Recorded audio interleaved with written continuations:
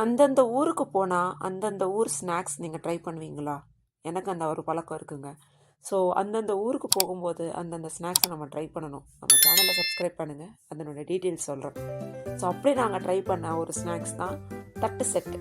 So தட்டு செட்டுன்றது எந்த ஊரில் கிடைக்கும்ன்றது நிறைய பேருக்கு தெரியும்னு நினைக்கிறேன். ஆனால் எங்கே நல்லா கிடைக்கும், நல்லா டேஸ்ட்டாக கிடைக்கும், வெரைட்டியாக கிடைக்கும்ன்றதை நான் இன்றைக்கி சொல்ல போகிறேன். கண்டினியூ வாட்சிங். ஸோ இந்த தட்டு செட்டை வந்து ஆக்சுவலாக அவர் வந்து எனக்கு வந்து மல்டி செட்டு பண்ணுறாரு. மல்டி செட் அப்படின்னா அதாவது உங்களுக்கு வந்து பிளெயின் செட் அப்படின்னு கொடுப்பாங்க, மல்டி செட்டாகவும் கொடுப்பாங்க. மல்டி செட்டில் வந்து உங்களுக்கு 5 வெரைட்டி வைப்பாங்க. ஸோ எல்லா வெரைட்டிலையும் வந்து பேஸில் உங்களுக்கு ஒரு சட்னி வச்சுட்டு மேலே வெஜிடபிள்ஸ் வச்சுட்டு அதனுடைய ஒரு ஸ்பெஷல் ஒரு ஐட்டம் இன்னும் வைப்பாங்க. ஸோ ஒன்று வந்து ஆனியன், ஒன்று வந்து டொமேட்டோ, ஒன்று கார்லிக், ஒன்று பொடி, ஒன்று மாங்காய், இந்த மாதிரி வந்து வெரைட்டி 5 வெரைட்டி பண்ணி கொடுத்தாங்க எனக்கு. ஸோ ஒன்றும் ஒரு வெரைட்டி ஒரு டேஸ்ட்டு.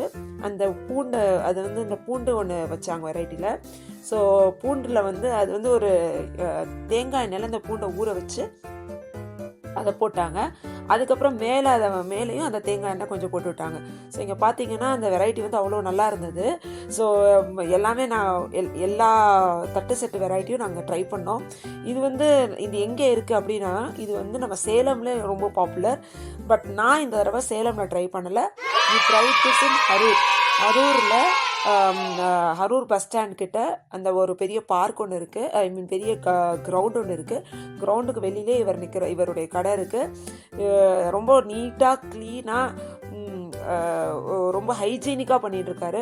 ரொம்ப நல்லா இருந்தது சாப்பிட்றதுக்கும். ரொம்ப பொறுமையாக பண்ணி கொடுத்தாரு. நல்லா எக்ஸ்பிளைன் பண்ணி பண்ணார். நமக்கு என்னென்ன இருக்குது, என்னென்ன இன்க்ரீடியன்ட்ஸ் போடுறேன், ஒரு அவசரப்படாமல், ஒரு பதட்டம் இல்லாமல். கூட்டம் வந்தாலே ஒருத்தவங்களுக்கு பதட்டம் வந்துடும், அவங்க வந்து ஒரு ப்ராப்பராக பண்ண மாட்டாங்கன்னு நினைப்போம். பட் இங்கே நிறைய கூட்டம் இருந்ததுங்க.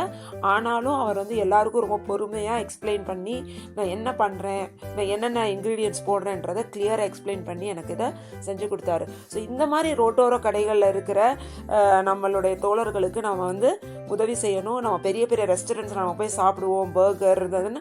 ஆனால் நம்ம பிள்ளைங்களுக்கு இந்த மாதிரி உணவுகளையும் அறிமுகப்படுத்தணும். இந்த மாதிரி உணவுகள் வந்து டேஸ்ட்டாகவும் இருக்கும், அதே சமயத்தில் அது வந்து ரொம்ப ஹெல்த்தியாகவும் இருக்குன்றதை அவங்களுக்கு நம்ம புரிய வைக்கணும்.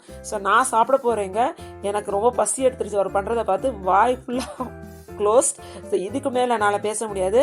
கிளம்பி போய் சாப்பிடுங்க, என்ஜாய் பண்ணுங்கள்.